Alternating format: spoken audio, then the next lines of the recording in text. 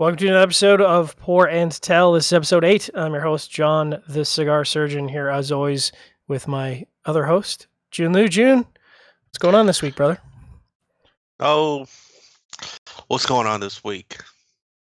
Oh, I just went on a 4-day bender of drinking at my buddy's wedding and reception party. It sounds like some research for the show to me.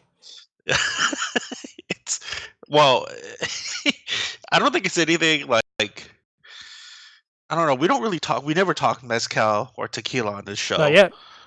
But I'm not a tequila mezcal guy by any extent. As a matter of fact, I don't drink tequila anymore because back in college I drank too much Cuervo, and it made me fucking throw up. And I think we've it's like one of those things I can't do it anymore. I think we've all got stories like that, and it usually includes Zambuca and all kinds of nastiness like that. Yeah, but it's interesting. So this is the part. Anyways, I'll go off on a little tangent real quick and talk about that really quickly. So my buddy, very good friend of mine.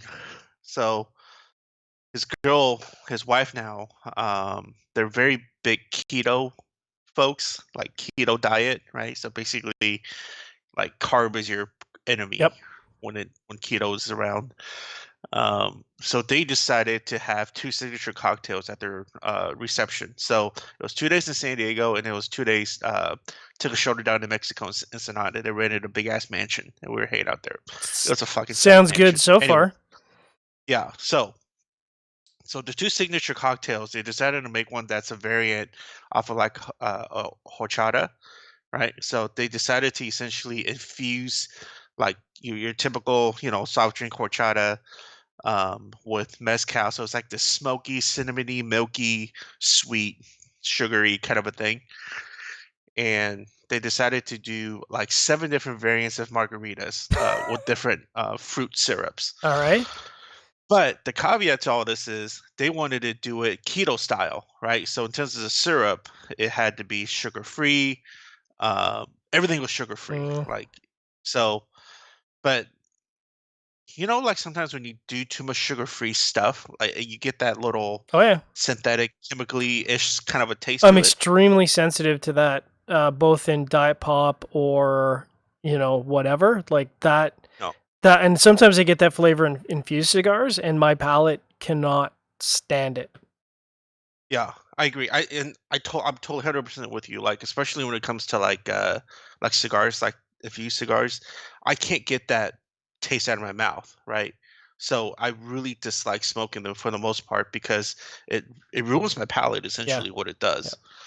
But yeah, I don't want to talk shit about my buddy. Yeah, they're not gonna watch this. Yeah, I mean it makes sense, right? They're keto. They're trying to maintain a keto. They're trying to make options available to other keto people. Totally understand.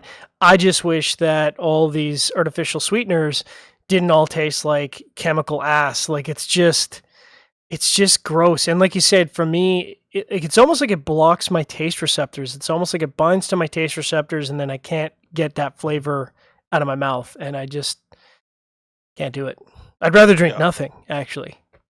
Yeah, I hear you, but so with that said, I tasted them all, and also like in general, if you're especially making a margarita, if you're not using like real fruit or real citrus in this case, it will taste off, right? Especially have all these like sugar-free, syrups. But yeah, it was a lot of fun. I drank mainly cans and cans of Tecate.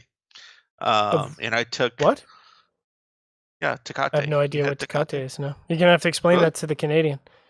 Oh shit! Oh wow, you don't know what Tecate is? I have no clue.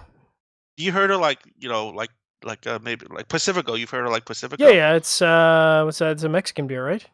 Yeah. So Tecate is basically their national. Like I would probably say it's probably the national Mexican beer, or like top 2 or 3. Wow. I've not only have I never seen it, I've never even heard of it, and I've actually been to Mexico. So yeah, no. Interesting. Weird. It's basically, your mass-produced junk lager, right? So drink a lot of that. My buddy was very nice to actually bring down on the tour bus. a bottle of Macallan 12 for Oh, me. there you go. So I drink all that naturally. Naturally. uh, and yeah, anyways, it was a lot of fun. And it was just, oh my God, it was just, like how you drink so much. Of course, we all know this feeling. Well, you drink a little too much, and you come back, and I basically cleaned out my system for 2 days Yeah. straight, and I couldn't think straight at work for like a full day. That's what happens when we come back from the trade show in Vegas every year. Yeah. Yeah, Hmm. but yeah. Anyways, that was it. So I mean, talk about the mezcal. Was there any did they do any straight mezcal tasting? So you got to taste some of the different options, or no? No, I did get just a single, shot of Mm. mezcal to taste. It's I don't really know much about mezcal. It was definitely like there's a smokiness behind it. It was still very that agave style tequila, sort of the root ingredient you can still taste in it, Yep. right?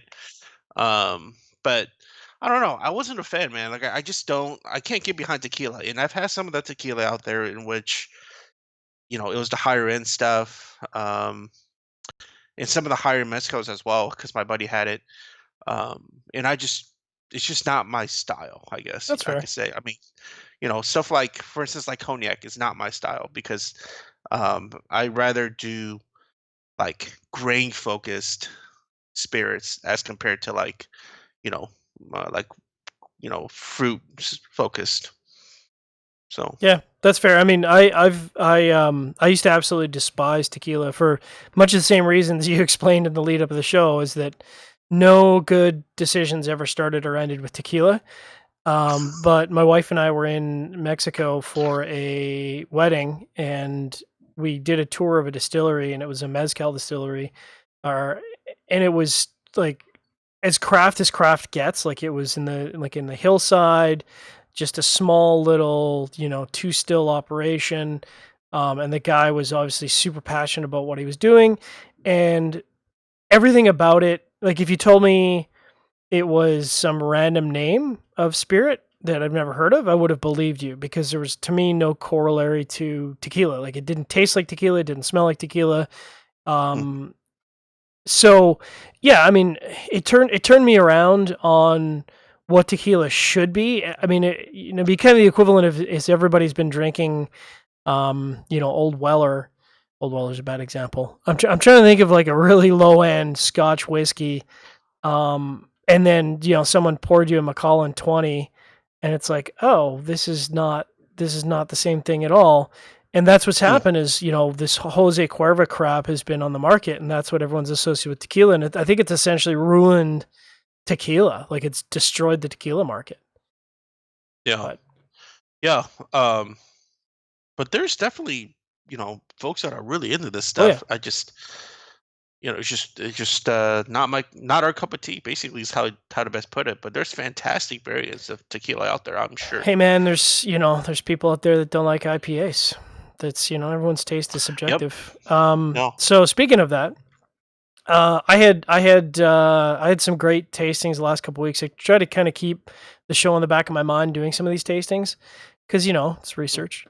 A good friend of mine, Joel, did a pour. Have you had Kavalan before? The Taiwanese whiskey. The Taiwanese Yeah. was, yeah, I have. What do you think? Um, what do I think? I think overall okay. I don't think there's anything particularly special. What's interesting about Kavalan is my brother-in-law actually goes to Taiwan quite a bit for business, Oh, because he's out in Hong Kong. And he got me pretty much all the bottles of they have this series, a really high-end series. It's probably the highest end series called like King Card, right. right? Where they essentially take various, I think, a good amount of like different kinds of sherry casks, and then they'll do, um, secondary, third, etc. Maturation on.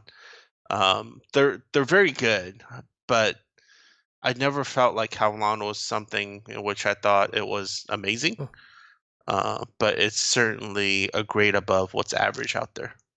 I mean, I think I was at a tasting years ago, just when Kavalan was first hitting the market. Not a fan. Like and it wasn't even drinkable to me. Like it was just Hmm. not my thing. But I think it's definitely gotten better over time, which leads me to my good friend Joel gave me a taste of the Kavalan Soloist. The Soloist is they've got a series there. This one's a sherry, like it's all sherry aged, and this variant was the Canadian variant. So it was essentially a first Canadian regional they've done. It was called Oso Sherried, which that's already got my attention.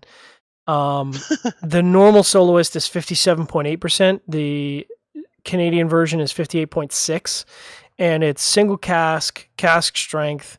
I think it's matured the entire time in Oloroso sherry butts. So Hmm. as you can imagine, it's a sherry bomb. It was pretty good. I mean, I don't remember what it costs. I think it wasn't cheap. I think it's like a $200 bottle or $200 plus.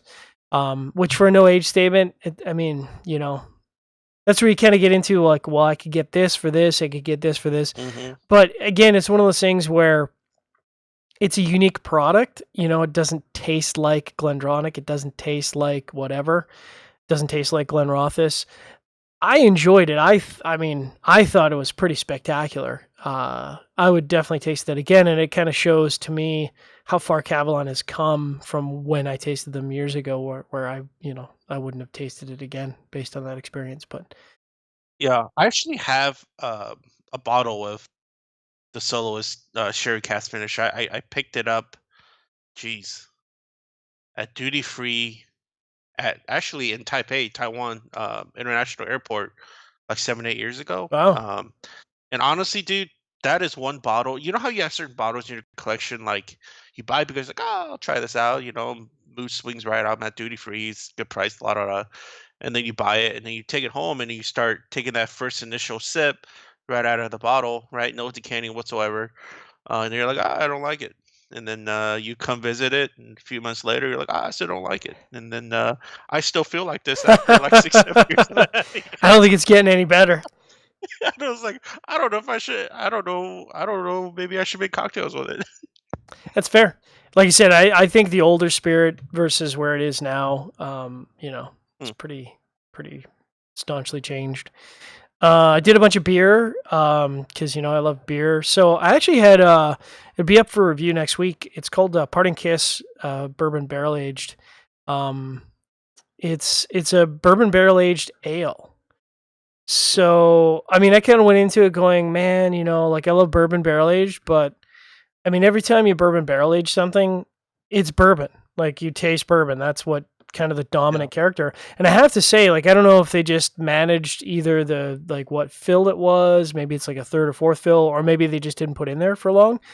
But it Hmm. was really nice. It was really balanced. You still got the predominantly ale character, and the bourbon barrel aging piece kind of just served as an accent. So, I mean, I was pretty impressed just the fact that somebody out there made a balanced barrel aged beer instead of just going to swing for the fences. How? So I see that in your notes that it's 7% ABV. Do you feel like in terms of like mouthfeel and like the body of the beer, it was good?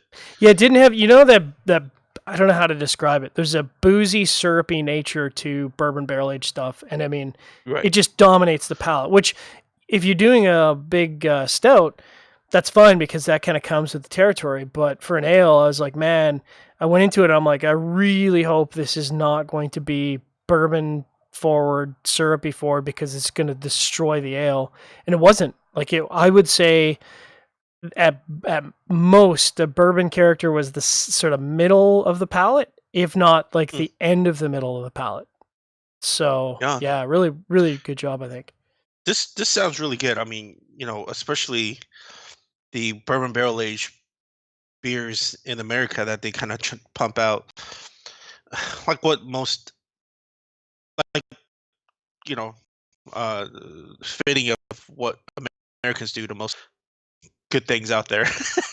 They jam as much boldness as they can, right? Yeah, everything's down Uh, to 10 or 11. yeah, exactly. And I'm pretty over that, right?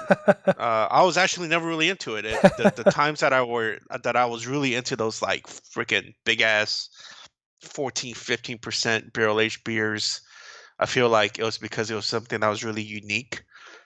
and really interesting, perhaps. But man, after a while, you could only take so much of that stuff. Yeah. So it's really cool to hear something like a nice, controlled ABV uh, barrel aged stout, which that's such a foreign concept to me. Even hearing you talk about it. And I didn't put it in the notes, but that's from Twa Dogs Brewery, which is of course, Canadian, out of Victoria, British Columbia. Nice brewery, first time, long time. So first time I've ever had them. But Mm. And the that's another, so go ahead. yeah, that's another thing. Is just like the beers that you drink in Canada, is there's definitely similarities and of course differences between what you guys have and what we have, where I live in California in the Bay Area. So um, it's always kind of neat to talk about your experiences with beers, and especially within your experiences of beers when you traveled to when you went to Scotland, right? Yep. And you're trying all that stuff over there. So there's definitely differences. And it further confirms to me that we here we either pack a lot of bonus or we milk the trend out of, like, for instance, hazy APAs. We milk that like there's no freaking tomorrow. Every brewer's got a hazy. They feel It's like they true. have to have a hazy to sell. It's true. I mean, and I don't think it's the fault of whatever. It's just some regions, like I think you hit the nail on the head. I think America is very trend forward. So I know all the people complaining about IPAs. It's like, well, that's what the trend is right now, and maybe the trend will swing in the future to whatever. I had a bunch of people on our beer talking about pilsners, and I'm like, bro, like whatever. I mean, like whatever style you want, but I can't get excited about pilsners. I can get excited about a lot of different styles. Pilsners is Mhm. not one of them. But I understand the pushback on IPAs, which leads me to my next experience, and then I'll let you talk about kind of what you've been reviewing. Mhm. I love flights. Flights to me are like it's whiskey tasting, right? So you go to a bar. Hopefully you don't pay too much. If you're in the States, it's cheap. If you're in Canada, it's getting better. I mean, you essentially pay the cost of a pint, and you get to try like 6 different beers. To me, that's a far more interesting experience than just doing the 1 pint or 2 pints. Like to me, getting a flight of 6 or 12 for 2 beers, that I'd much rather do that. Much rather do Mhm. that. I'm all about variety. So, anyways, I just kind of went down quickly. I did an IPA flight. It was a hot day. Finally getting some warm weather. I did Juxtapose from Four Winds Brewing. Pretty good. Here Comes Mango. So I've done a ton of reviews on Belching Beaver, and I didn't even know they had an IPA, which, because I've been so focused on their milk stouts. Man, it was interesting. That was there's a lot of mango. It's very mango forward. So if you're liking that sort of tropical fruit beer, it Is is. it like sweet mango? Just out of curiosity. No, it wasn't. Like nectar sweet. It was more like that, like, I don't know how to describe it. It's that mouthfeel, and like it's not overly extracted. It's just it's like you're biting into mango. Like there's no, Oh, okay. but you know what? I guess that makes sense because when I talked about the peanut butter milk stout, one of the things I liked about Belching Beaver is that it wasn't like somebody waved peanut butter over the glass. It was like somebody dissolved peanut butter in this glass, and I'm Mm, drinking peanut butter and chocolate. And quite yeah. frankly, if it says "Here comes mango," I better goddamn taste mango in the glass, right? Like, Yeah. and there's so many different breweries that do that, and it's like it's a hint of mango. It's like, well, fuck off with that, No. Yeah, I find it difficult. Anytime you infuse fruit into a beer, I think, you know, like sours probably do the best job yeah, of that. But if you're talking about especially IPAs, it's hard to get right. yeah. But then again, that's personal preference, right? I hate sweet mango in IPA. I think that absolutely kills any most, like, it doesn't work with like that bitterness, that hoppiness of what most IPAs have, right? Um, but some people love that, Some people so love that I don't know. stuff for everybody. And then the last Well, two, one I hadn't surprised, one I haven't tried. Tropical Torpedo from Sierra Nevada. Now, given the number of times we've been to Vegas and the amount of beer I've drank in Vegas, it's shocking to me that I've not had the tropical torpedo. So I didn't really look into that to see if it's something new. But I'm really Tropical torpedo. tropical You know, torpedo is pretty decent. In fact, you know, I've actually I don't think you're a fan of Sierra Nevada, but I've tried a bunch from Sierra Nevada, and I like their stuff. So they're certainly one of the pioneers of craft beer. Um, so in the U.S. anyways. yeah, But I mean they're right up there with like Sam Adams back in the day. yeah. So I feel like I don't know. I like them. I feel like they still maintain that craft aspect to their company, whether that's true or not. That's how I feel about it emotionally. And then lastly, what is largely becoming one of my favorite breweries in Canada, something from Twin Sales, which is the guys that did that horchata milk stout that I brought, which you didn't get to oh, try because you hate us. Um, I've actually heard about that. Anyways, yeah, go I'm ahead. probably gonna bring some just so you know. I'm gonna try and get my hands on some more because it's really good. So this was called Dat Juice, and like all Twin Sales stuff, it was just like it was what an IPA should be, with like really nice juicy flavors, a nice kind of hoppiness, pinning everything together. It's not too fruity, it's not too hoppy, it's not too boozy. It's to me that's what I'm looking for in an IPA is I just want it juicy without being fucking everything to 10, balanced, delicious, and makes me want to pour another one. And to me, Mm, that's the aspects of what I look for in an IPA, and I think it checked all those boxes. mm, So yeah. Anyways, what nice. do you got going on? You did a pretty hot review recently. Yeah, a couple of reviews since we last caught up on the show. Two bourbons, and both fantastic bourbons. I had Elijah Craig. It's a Mm, single barrel that's 18 years old. So people that are not so familiar with the bourbon world, 18-year-olds in bourbon barrel it's pretty rare. is astounding. Yeah, it's rare. It typically does not work.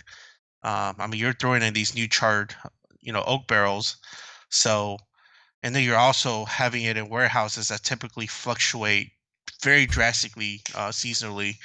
So, you don't need that much time, and then if typically have it in that long, it becomes basically just you're biting on a piece of oak. Yeah. So, but Elijah Craig, who's Heaven Hill distillery owned, is they do this really well. I mean, they have this 18-year-old. It is a single barrel, right? Out of one barrel. They proof it down to 90 proof. And typically, John and I are fans of cast strength, right? Sometimes, we kind of think, cast strength or get out, but um, this will not work at a cast strength. Too I mean, much? granted, yeah, granted, I haven't had the opportunity to taste it at cast strength. I don't think anybody has, except for probably the workers there.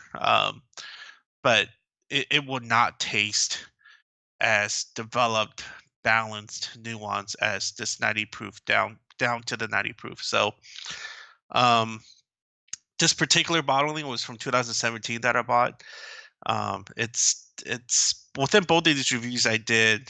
So within this Elijah Craig 18, epitome of balance, flavor, traditional bourbon, just without that Kentucky hug, which is essentially that kick of alcohol bite you get and that warmth you get out of it. So within this, and I did another review of Four Roses. It's another straight bourbon, Kentucky straight bourbon. That Four Roses is at barrel strength. It is the yearly limited edition that Four Roses comes out with. This particular one is 2017. Um, I mean, absolutely fantastic. I mean, you're talking about the quintessential, just whenever I have a spirit that's like rich, buttery, like a oily, slick kind of a mouthfeel, I will most likely automatically like it because if you could nail that down, I feel like you could also nail down flavors that's associated with it, like good flavors. Um, It makes sense. you know, yeah, like a lot of brown sugar sweetness, red berries, um, baking spices, just a hint of like barrel char to it. Uh, and within Four Roses is interesting because Four Roses is one of those distilleries in which you can a lot of stores will go to their distillery and pick out barrels for Yep. themselves, right? So store picks, right? Um, and people sometimes will kind of shit on these, limited editions, yearly and limited editions. They'll be like, I could just go to the distillery and I could pick my own Yeah. cask at cask string, and it tastes better than these limited editions. Yeah, I don't doubt that. I've had some fantastic store picks, but at the same rate, within something like this, in which Four Roses themselves have picked and created with, like, I think this run was like 10,000 bottles.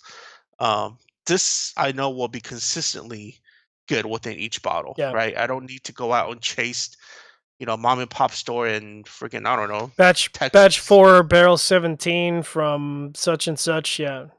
Yeah, and it's not even that. It's like it's more granular than that. It's freaking Houston, Texas store that I never freaking probably heard of, or I have heard of, but it's not going to be easy to land. Guns and So, Sips, brought to you by Houston. Yeah. um, yeah, both really good. The only thing that's hard about doing reviews like this is, is the limited aspect of it, Yeah. right? Like I highly doubt you're going to be able to find any of these bottles at this Yeah. point, not anywhere near MSRP anyways. Nor are you going to be finding much of a secondary value, especially Elijah Craig. But this Four Roses you can if you do some asking, but get ready to pay, probably like 2x of the MSRP. Yeah, I always look at Uh, it as, whether we're doing a beer review or a spirit review or a cigar review, I always look at it as this is my experience, and I'm not here to act as a marketing arm for the company. I'm just here to tell you that I tasted this and this was my experience. Whether you can buy it or not is not really, I hate to say it, but it's like, like I know there's a lot of conversation around limited stuff and one-off stuff, and it's like, why are you reviewing it if I can't buy it? It's like, well, because I'm not the marketing arm for Heaven Hills Distillery. I'm just here to tell you I tasted it, and it'd be the same as if you went to the distillery and did a vertical, and they're like, well, these you can only buy these, one time. It's like, well, I'm not here to help you buy it. I'm here to help you tell you about my experience. And I think a lot of people get that, and sadly some people don't. That's just how it yeah, is. yeah. I mean, ideal state is, us is, various booze out there that has nationwide distribution, and they can make enough and quality enough to distribute out to everybody at the same time with the same amount of, like, same level of freshness or same time frame. But that's just not the way it works. It's not the way it So, works. no, That you got anything else? that's All it. right. Well, we got some interesting news, and there's a lot of it, so I'll just kind of try and work my way through it without keeping us too long. Of course, the big news, which I have to imagine everyone who's tuned into the show knows by now, there's a big fire at Jim Beam, which seems like there's been a ton of bourbon fires lately. Like it seems like Yeah. every year now, which that's bad because that's a hell of a lot of stock. I think they lost like 30,000 barrels or something like that. Yeah. So so I was just reading up on this. About 45,000 barrels. Wow. Suntory is saying that, you know, the ones that kind of that went up in flames within those barrels were relatively young whiskey. At least there's Um, that. yeah, but I mean, regardless, like if it's young or old whiskey, like you still that's so much loss, right? It's minimum 3 years. In a lot of cases, sometimes it could be 5 years. You can't. Hmm. I mean, man, you've lost time that you can't get back. There's no get. Yeah, There's no. You know. because if you're looking at, so they're saying estimated price between each bottle would be like $15, $35 a bottle. So if you were to kind of extrapolate that out, the resulting loss is somewhere in between, 90 million to maybe at the top end of $300 million loss I don't even know of how you bourbon. like. How do you go to your insurance company and say, "Listen, bro, we had a fire. we're going to need a payout of $200 million, which you got. I mean, You they shut down your insurance company. yeah, like that's just it. I guarantee they've got insurance, but that absolutely would shut down a lot of insurance companies. I mean, I don't understand. I don't have any deeper understanding of how insurance works in the spirit market, but like, good God, man, like you have to have tons of insurance on a warehouse. Sorry, it just No. completely shut my brain off there. So, I mean, yeah, It's interesting because so this fire that happened and fire that happened at Barton, which a lot of the um, and it's just I know with Barton the warehouse literally collapsed. Right, there was no yeah, fire, none of that. It's just like you couldn't hold all that booze and all those yeah. barrels. This particular Jim Beam uh, misfortune. I don't know. I don't know what happened exactly. Like what caused the fire? What caused? I heard it was a lightning strike, and it was Oh, it was a lot. Oh, yeah, okay. that's what I heard, but I don't know if that's true. Huh. But I mean, how do you not have a really expansive sprinkler system, fire suppression, a halon Yeah. system, something? Yeah. I That's mean, $300 million, I man. haven't been. Like, Yeah, I haven't been to these. It's still on my bucket list to go tour these facilities someday. Horntail But Roadshow. oh man, that sounds great. Mm-hmm. But uh, yeah, but I don't know how it's structured. It may be really jankety, and then it may be a lot of overhauling and remodeling that needs to happen. But if it is weather related, hey, that's an act of nature, right? But Yeah, nonetheless, you should prepare for yeah. that and try to minimize that by doing things such as what you're saying, or sprinklers and whatnot. But I don't know. I've never seen it. The only thing I would be doing at this point is speculating. But it is just unfortunate because Jim Beam, especially within like the um, kind of the Booker side of it, Baker side of kind of what they produce, I really enjoy certain batches, and it's just unfortunate. It is. So don't increase the price, please. Please don't increase the price. GlenAllachie, which is a Scotch whiskey distillery, they've got a new release. I'm a big fan of GlenAllachie. They've got a lot of really interesting. I'm sure a lot of our listeners have never heard of them. They kind of fly under the radar, which I mean, we've talked about this many times. Love spirits that fly under the radar because you can get some really good stuff nobody's ever heard of, old stuff, reasonably priced until people find out about it because some asshole runs a web show and then everyone runs and buys it. They're going to launch 3 new expressions, which sound really interesting to me. So there's an 8-year rye quarter cask finish, so finished in a rye quarter cask, which would be really interesting to me. I love rye. 10-year-old portwood finish. I mean, that to me is just a laydown. You can age anything in port and it's going to taste good. And then, of course, got my attention the 12-year-old Pedro Jimenez sherry wood finish. So, sounds good to me. Count me in. All of those are, I mean, those are pretty easy. I think the most divisive of that is probably going to be the rye finish because there's a lot of people that don't like rye, but yeah, pretty stoked Yeah, about but that. at the same rate, they're very different Very different. finishes, Yeah. right? Very divisive and within these choosings between one barrel to another, which is cool, right? Because you taste a lot of the variants, hopefully. Yeah. So I'll be on the lookout for those when they come out. Maybe I'll be out of purchasing jail by then. We'll see.